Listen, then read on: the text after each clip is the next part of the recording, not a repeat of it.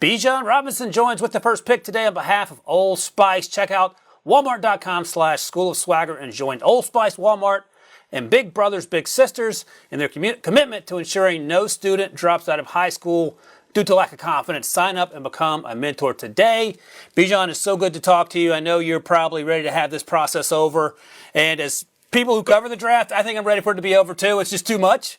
But I'm glad we have an opportunity to talk to you here. So I want to talk to you, go back to high school, because you have all sorts of high school records and achievements. Can you tell me what the craziest thing you did on a high school football field was? Craziest thing that I did on a high school football field?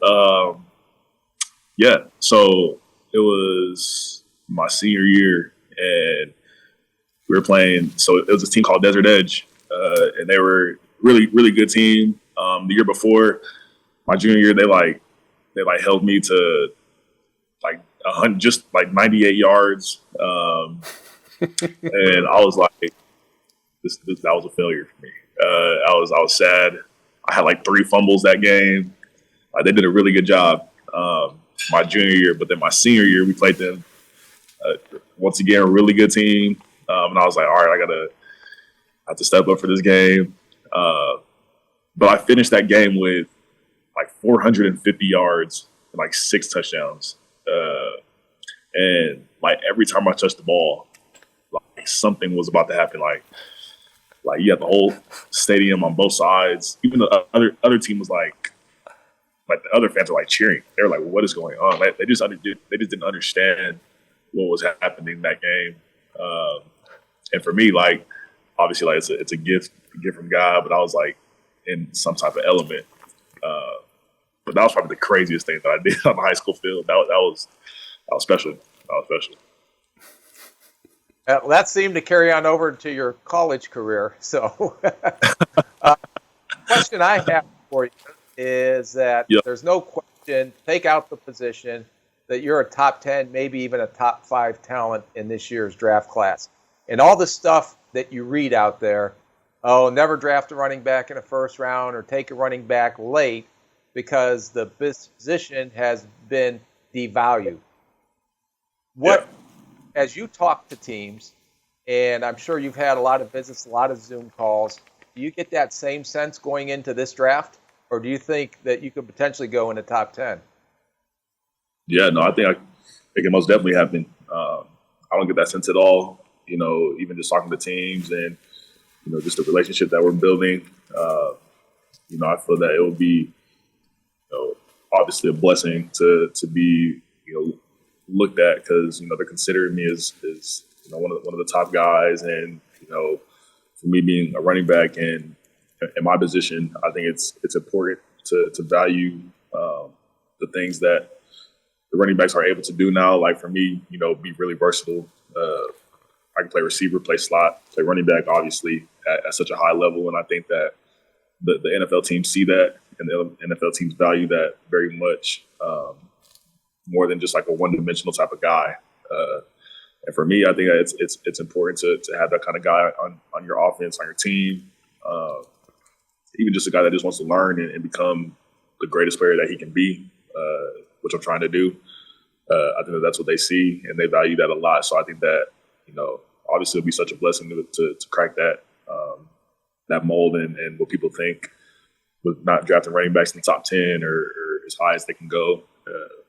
But if I can be a guy that can help that trend, then I'm all for it. A couple things. You didn't mention this, by the way. You also are one of the best blocking running backs in this class, too. You will block a dude into the stand. So that's another thing that you do that some running backs don't do. And by the way, if any teams have any concern about your ability, just show them that Desert Edge tape from senior year when you scored 6 touchdowns. That'll probably change your opinion. Listen, I want to ask you another question, sort of about your grandfather, because your grandfather Cleo was an official for nearly 30 years, which is a crazy story. Does that help you understand refs a bit better? Or are you like everyone else on planet Earth? You just get angry when refs miss an obvious call? No, I mean, shoot, that's a question that people don't really ask me. I really do understand the game and what they go through, especially during the week, and how they prepare, for games. And for my grandfather, I mean, he just did great in his field, and when he was on the field, seeing him during the week and looking at different game tapes and studying different coaches and, how they are on the sideline and different players, like they're studying for a game too. Like they're watching film too, just like those players are. So I know what they go through. Obviously, like I'm a player too. So, and I obviously want to win the game. So if there's a call that I don't agree with or something like that, then, I'm not going to yell at the ref. Like I'm going to just look down and be in my thoughts and be like, you shouldn't have called that. But yeah, I understand where they're coming from as well, and I know that they always want the best for teams, and they're always trying to do the best that they can to make the right calls and to not mess up the game. So yeah, he was definitely a guy that, my grandpa, he was definitely a guy that taught me about the game a lot more in that aspect for sure. Yeah, I'm sure that when you go and yell at an official, you say, first, I mean no disrespect, but let me tell you how I feel. Since your grandpa exactly. One quick question. There's no question about your passion on the football field and you as a football player, but there are some rumors out there that you're very passionate about potentially acting and being an actor in Hollywood. Now, I've been trying to get on a Hallmark movie. I've yet got the call, but if you had a pick role, what would your role be as an actor? Shoot, I think just like superhero films, like drama, action movies. I think I would thrive in that aspect. Obviously, like, you can venture out and try different things, like rom-coms or something like that. But if you put me as a superhero, I'd be incredible. I'd be incredible. But yeah, I mean, acting's such a fun thing for me. I feel a lot. It just be in that space as well. But hopefully after football we'll get it. We'll definitely get it for sure. All right, Rick, we're going to do some rapid-fire questions for Bijan here real quick before he gets out of here. All right, give me, Bijan, the NFL player you can't wait to face next season. Yeah, I would say like Fred Warner. I think he's the best linebacker in the league, so I think that it'll be fun to play against him and to study his game. But yeah. Okay, so give me your Mount Rushmore of your favorite running backs, the guys who are the dudes that should be on the side of the mountain. Barry Sanders, LaDainian Tomlinson, Walter Payton, Adrian Peterson, and Marshall Faulk. Those are the guys right there. Man, that's a pretty good list. And by the way, our guy Rick Spielman right there, he drafted Adrian Peterson and Dalvin Cook, so he knows a thing or two about running backs. All right, one last question before we ask you about your Old Spice sponsorship. What is your favorite Matthew McConaughey movie, your guy from UT? The favorite movie, Interstellar. That's my favorite movie with him. That's a great call. Even just having him explain it kind of to me and like just the preparation for it, like it was pretty incredible. So, and just even watching the movie, it was amazing. So I think that I love when he was talking about that. My favorite one for sure. No, that's a good call. All right, what has it been like to partner with Old Spice, and how crucial will Old Spice be as you start your NFL career? Yeah, so I mean, it's been amazing to partner with Old Spice, and just being a mentor and having guys, empower themselves in such a big way in terms of mentorship. And for me, I've had a lot of mentors in my life, and including like coaches, our family.